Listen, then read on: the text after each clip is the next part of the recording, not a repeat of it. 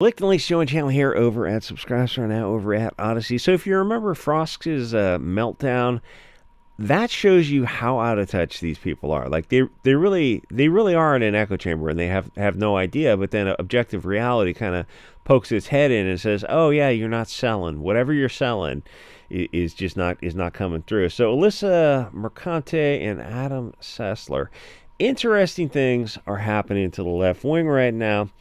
Because usually when a party is in office, it gives, God, you are not easy on the eyes. It gives energy to the opposition, but the vibe for current year is for some reason different.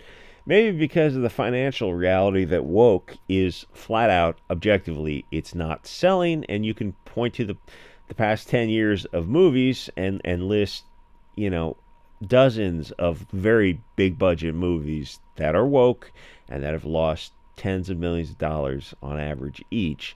And the entertainment industry wants to get their audience back. But unfortunately for them, they really hate their audience.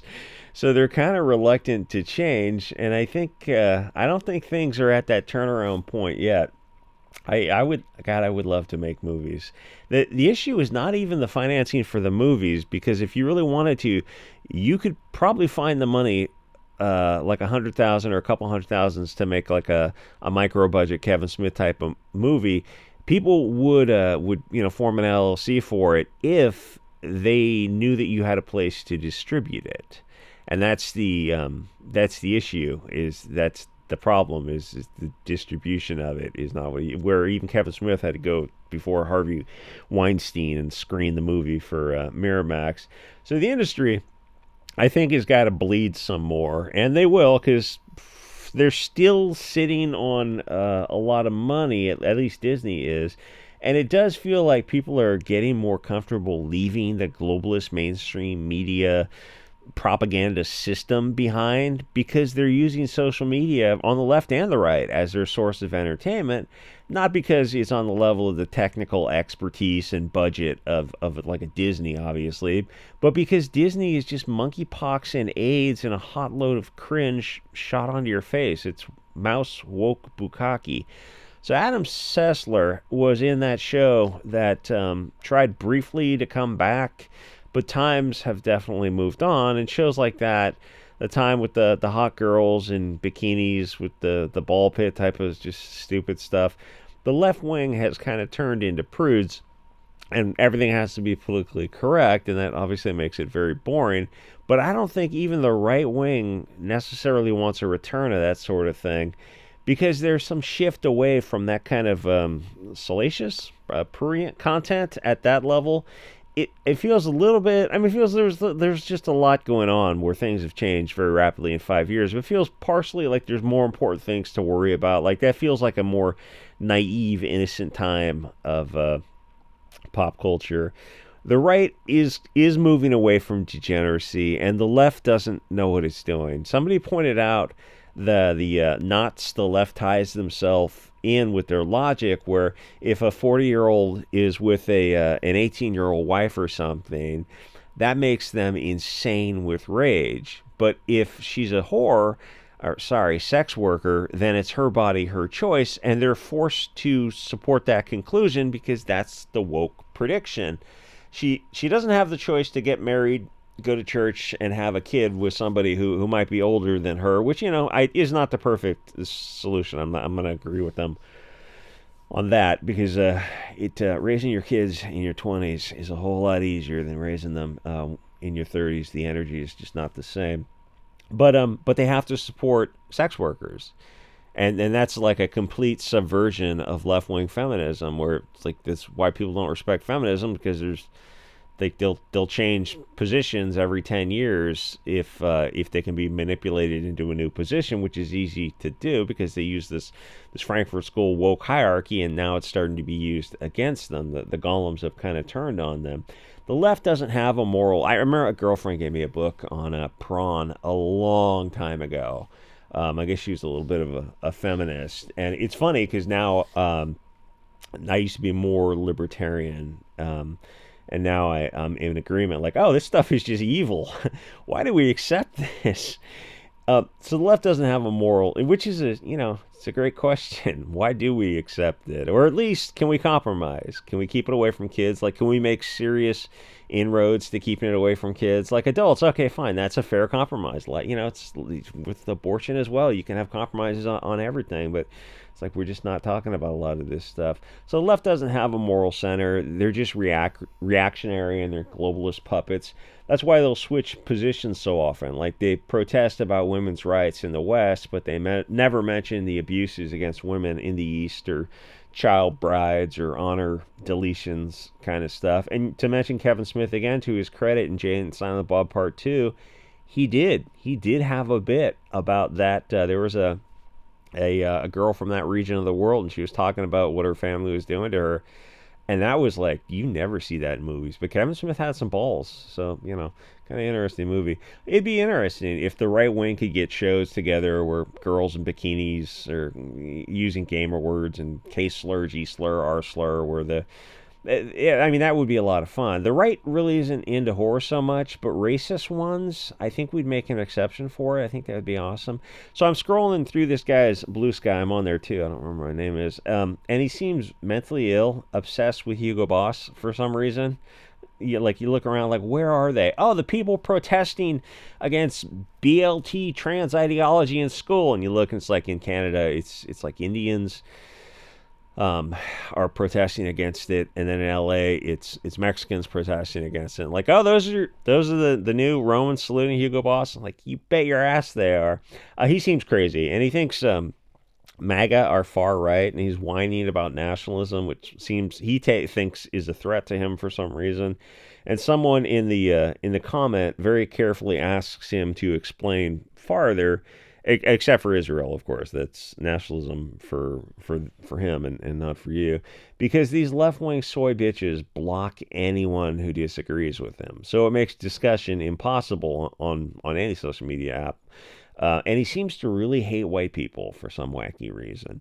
Overall, he seems bitter and schizophrenic, but then he's met his match, because Mercante over here is also legitimately crazy.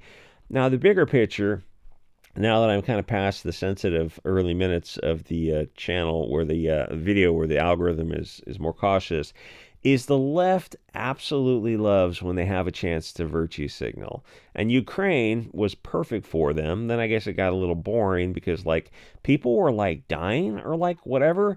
The left wing kind of turns into war hawks at the strangest time. And to be fair, so does the right for some other wacky reason. It's like somebody else is pulling their strings, or the right is humorously turned into globalists because Trump suggested it, and they follow Trump instead of following what they elected him on.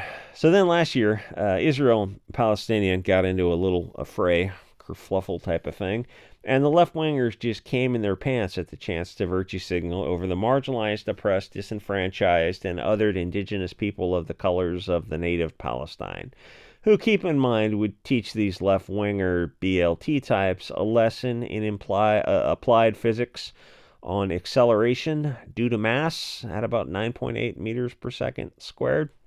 Now, the left wing has a narrative, and then there's the truth about whatever situation, and those two things are not always the same, but that doesn't, with the left, they're almost never the same. They have a chance to virtue signal about something, and it won't cost them anything personally, except for the dumb poor bastards who decided to go over to Ukraine and promptly got themselves removed from this mortal coil.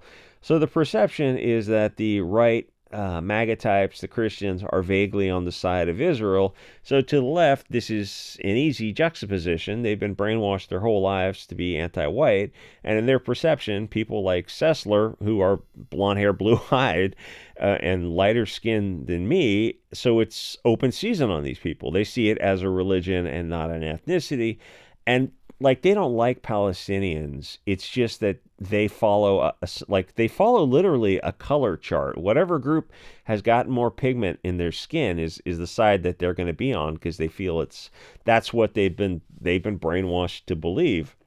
They're just anti-white, and that's how they put That's how they frame Israelis in that narrative. It's not necessarily true. It's obviously much more complicated than that. But they're the same people who rioted for years because a violent felon finally got put in a better place. So now they have statues for Saint Fentanyl. They're the ones they're protesting for would delete them if they got a chance. And don't get me wrong, I'm not simping for Israel exactly. I feel about either side of that argument, how they feel about us, and mostly that we should stop giving foreign countries our money. If you have excess money to give to other countries, then you should take less taxes. And that's like, it's weird, the left and the right, neither side of that mentions that radical concept about, yeah, it's time to really cut down taxes. Like, let's just start moving in that direction. But Israel has their politicians in office who vote on sending taxpayer money to them. It's absolutely insane, especially when Maui and North Carolina got a few $100s. And as for Israel having the right to exist or whatever, I take a different opinion that Christians should invade the rest of the Middle East in a crusade and take over some countries to install Christianity at sword point, if need be, the Spanish and Portuguese Inquisition. There was a time when Christians were much more vigorous in their prosecution of their beliefs. So anyway, the war has made the left wing start to eat each other because they all hate Israel. It doesn't affect them personally. It's just virtue signaling. So there's the pro-Israel and pro-Palestinian left wing, and then the pro-Palestinian left are not the people pulling the strings. They saw that when they were allowed to riot for years over a violent junkie, that's absolutely fine. But then they protested over this, and suddenly the cops came and removed them like instantly. It's like, gosh, interesting.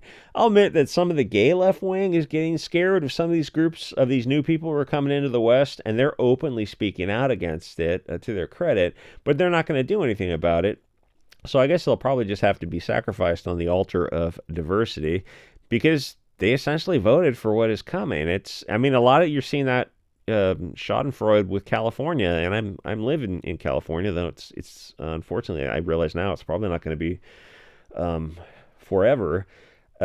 Anyway, so both Sessler and Merchant are total ass clowns, and this division among the left, like people on Twitter are going, just let them fight, don't take a side, is going to continue for years because the war and aftermath are not going to end anytime soon, especially if Israel just starts shipping the Palestinians to Europe and America. Then the gay left will really have to start protesting because they're going to be in deep, deep trouble if that happens. There was a super gay-friendly town in Canada where these new people came in and they took over the city council and they took down all the rainbow flags. They canceled the Pride Month and they canceled all the celebrations and the parade and all that kind of stuff because it goes against their religion or their value systems. And the left wing, the BLT crowd in general, and just the left wing in general looked at that.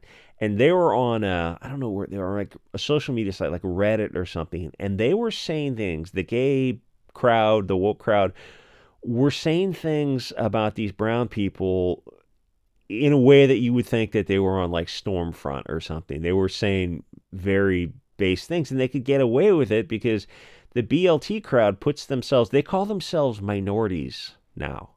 They have created this whole headcanon where they are at the top of the oppression ladder or food chain, where even Dave Chappelle was pointed out because he was kind of loosely pointed out the difference between mutable and immutable characteristics. And so these people, like, they're just bored, and they created this. I'm thinking about, like, there's Black Twitter, which is strong and big, but trans Twitter is much smaller. But I think it's actually even stronger because there's a lot more, there's actually even more craziness on it. And I think if I had to say, like, which side was more dangerous, I don't know, it would probably be a push. But in terms of manipulating the narrative, trans Twitter, even though it's probably 1/1000th the side of Black Twitter, they're the ones who are writing the articles for most of these magazines. They have a digital footprint that is much bigger than Black Twitter. So it's kind of their power is way disproportionate. They work together in a way that no other group does. Yeah, I mean, to their credit, it's kind of interesting because they just created something, and they put themselves at the top to get power. I gotta admire evil at that level. Where's I going with this? So the thing is, they're like, you invite a group that has a religion. It's like, well, religion is number one to most people. They're not gonna, oh, as long as they have our values, but they're not. You're asking them to be Canadians, but they already have a religion. They already have values. They're not going to become French, English Canadians and have Christian values, or your European blood values, whatever. It's like, that should be obvious. And the left wing has finally started to learn that. Like, it's too late, unfortunately, for many areas. Anyway, so the religion is central to who they are. When you allow them in, you're saying that you will change your values to accommodate their values, because otherwise you would not have let them in. If you were strong, you would have kept them out. But like, the fact that you let them in means you're weak and you want to be taken over. The West basically worships sodomy and virtue signaling, but they won't actually sacrifice themselves. So they brought in people. Well, I mean, a lot of them, unfortunately, are. They've kind of they've gotten so confused by this whole thing that's going on. So like everything that's going on, it's like, you really can't talk about it on YouTube. But it's I'll do a bitchy Aussie video. It just shocks the conscience when you actually look at what's going on and how far things have accelerated. And it turns out, oh, the left wing are the true accelerationists. Anyway, so they brought in people with stronger values who, well, maybe it's a subconscious desire to destroy themselves, because they brought in something that's going to put a stop to this. The permissive gay liberalism is only possible in a safe Western environment. But as the West gets increasingly dangerous, the rainbow flag crowd is going to be less visible. And they're going to learn how good they used to have it with those evil white MAGA Republic, not Canada, but whatever the equivalent up there is. Those Hugo Boss. Oh, you mean those people who left you alone? Didn't hurt you? They didn't violently hurt you. They might have used some slurs, but they didn't actually hurt you. Oh. Hey, you phrase it like that. But to the left, how do I say this on YouTube? The left is more, if somebody does some bad acts, some horrible Malamunsay acts, like you've seen over in what's that guy, Carl Benjamin Carl or something, Sargon of Akkad guy, where they're talking about all these Malamunsay acts happening over there. And if I look at this and I use some epithets to describe these people, they will get madder at me for dropping those bombs than they'll get mad over the acts. And I point out, that's ridiculous. I'm just using words to describe these people very accurately. And you're more interested in virtue signaling than stopping the abuse of these girls. And they are. That's how brainwashed they are. That's why I use some of that language to the extent I can. I always get those emails from Twitter. Your post has limited view because you're not supposed to say these words. It's like, well, maybe they should stop doing these acts and I'll stop saying these kind of words. Anyway, the West is they're going to look back. People, like everyone across the board, is going to look back at current year and go, why didn't we stop things right then and there? Well, I mean, I'm doing my best, but I'm obviously not on YouTube. It's mainly on the Odyssey and Subscribestar. Anyway, I think Merchant and Sessler are both kind of out of the mainstream for now. They're too crazy even for the woke crowd, but also the mainstream everything is starting to shrink as the country gets more diverse, because it's impossible to market to everyone, and stores only have a certain physical footprint to stock the shelves. And maybe for them, they can just do OnlyFans together. It kind of looks like, who's that guy from Australia? Sewell or something. I just heard some Odyssey live stream of him the other night. That is an unfortunate mustache. There's a little bit of Queen going on. Fantastic band, but the fashion sense.